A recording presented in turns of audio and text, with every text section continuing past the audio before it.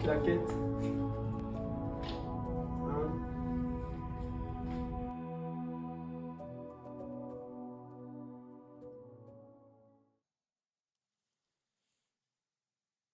Alors, bonjour. Tadasana. Tadasana, position de la montagne. Tada, montagne. Donc, la position de Tadasana, premièrement, le placement du poids sur les pieds, ça va être très important. Donc, en fait, c'est l'axe qu'on va essayer de trouver qui va être très important, qui va être majeur. Donc, où le poids du corps va être dans la posture. La partie plus arrière de mon pied, donc si on regarde la structure du pied, on va voir la partie arrière du pied qui va être une partie plus dense osseusement. Si on regarde l'os, la question osseuse du pied, la partie arrière du pied, elle est plus dense. Elle a le calcaneum, elle a le talus, qui sont des gros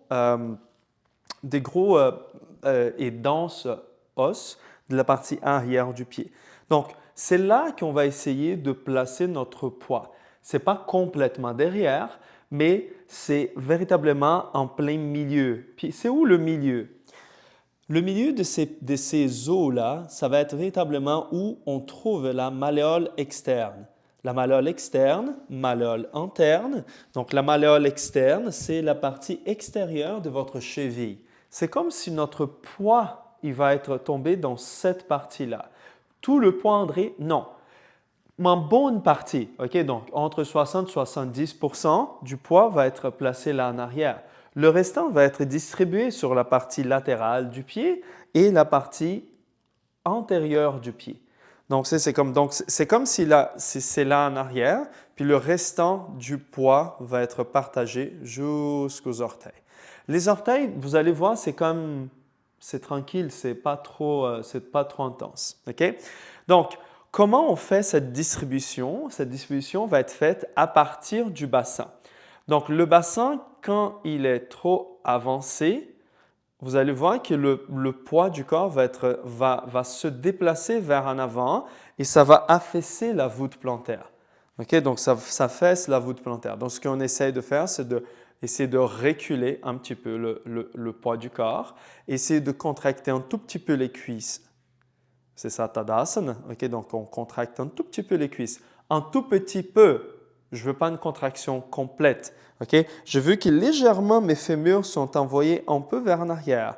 Les genoux vont être tirés légèrement vers le haut. Donc, c'est comme si les rotules sont tirés, sont suctionnés comme un moule à bande, comme une légère contraction du périnée. Donc, c'est comme si on fait un moule à bande de jambes. Okay, donc, j'étire. En même temps que j'étire, je fais un padabandha. Je fais une légère succion de l'avant, du milieu du pied, désolé. Donc, c'est comme le milieu du pied fait une succion du sol. Donc, padabandha. Padabandha. J'ai les genoux que soulève. J'ai aussi la possibilité de faire Mula Bandha. J'ai la possibilité aussi de faire un léger Uddiyana Bandha.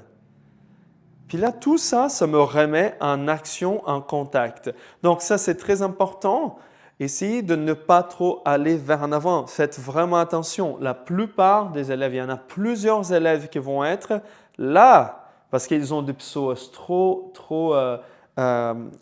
courts, ils ont des ischio-jambiers trop courts et parce qu'ils restent trop longtemps sur un ordinateur, assis et tout ça. Donc, il faut éviter de faire ça. Il faut leur dire recule un petit peu le bassin, recule un peu les fesses, détends un petit peu ici en avant. Donc, si vous placez les mains ici au niveau des ovaires, par exemple, dans le corps féminin, c'est plus facile, mais chez les hommes, chez les corps masculins aussi, c'est juste à côté. Donc, on a la vessie, puis juste à côté, sur le bord latéral de la vessie, si vous allez en avant, vous allez sentir comme ça bombe. C'est comme si ça devient un peu plus dur. Puis là, si vous reculez un petit peu, mais ça ramollit. Donc, c'est ça qu'on veut trouver. On veut trouver une position qui ait moins de tension sur les organes périnéales. Donc, notre idée, c'est de reculer un petit peu. Ah, mais André, je sens que je suis trop hyper cambré. Donc, ça veut dire que vous êtes allé trop en arrière. Donc, vous revenez un petit peu. Donc, il faut trouver le bon aplomb. C'est là qu'il rentre Noël Pérez. Noël Pérez, elle nous parle de l'aplomb. Elle nous parle de la courbure lombaire le plus bas possible. Donc, la courbure lombaire qui va être une courbure de la L4 à L5. C'est ce qu'on voit dans un squelette, par exemple. C'est ça notre idée. C'est donc, j'ai fait une légère antéversion, toute légère antéversion de la partie basse de la colonne vertébrale. Donc, les mains qui s'en vont vers le bas, le sternum qui se lève, les épaules qui s'en vont légèrement vers en arrière et vers le bas, sans forcer. Donc, ça ici, ça serait trop. Vous voyez là en arrière, comme ça se compacte trop. Et le regard qui va être vers l'horizon. Donc, le regard vers l'horizon. Et par contre, c'est comme si la ligne entre les oreilles puis le nez, on va voir le nez un tout petit peu plus bas que la ligne de l'horizon. Donc, dans la ligne de l'horizon, le nez est légèrement plus bas que les oreilles.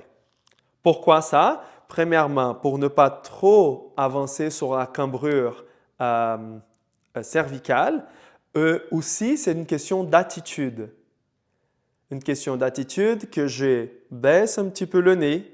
Donc, le nez, là, l'ego, je diminue, je baisse un tout petit peu. Je diminue l'action sur la ATM, la mâchoire et tout le réseau de la mâchoire.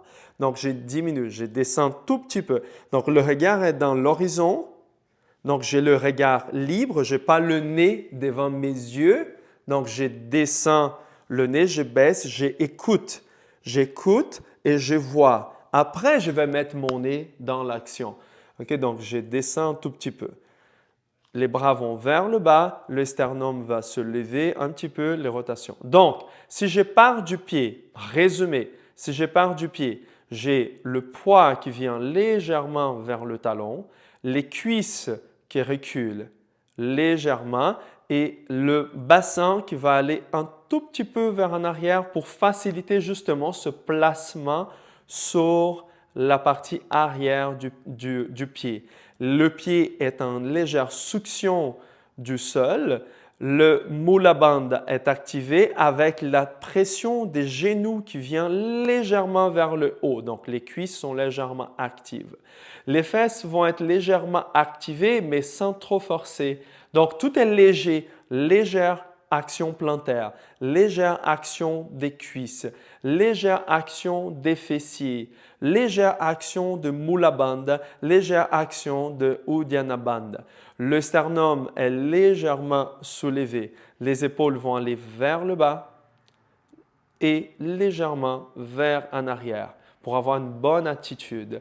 Le menton et le nez vont descendre un tout petit peu. Donc, le nez n'est pas dans la même ligne des oreilles. Le nez est légèrement plus descendu que la ligne des oreilles pour ouvrir la partie arrière de la cervicale. La tête pousse vers le haut comme s'il y avait quelque chose qui me tirait vers le haut dans mon axe central et le talon pousse vers le bas. Donc, je me ancre vers le bas et je pousse ça vers le haut. Ça, c'est Tadasana, position de la montagne.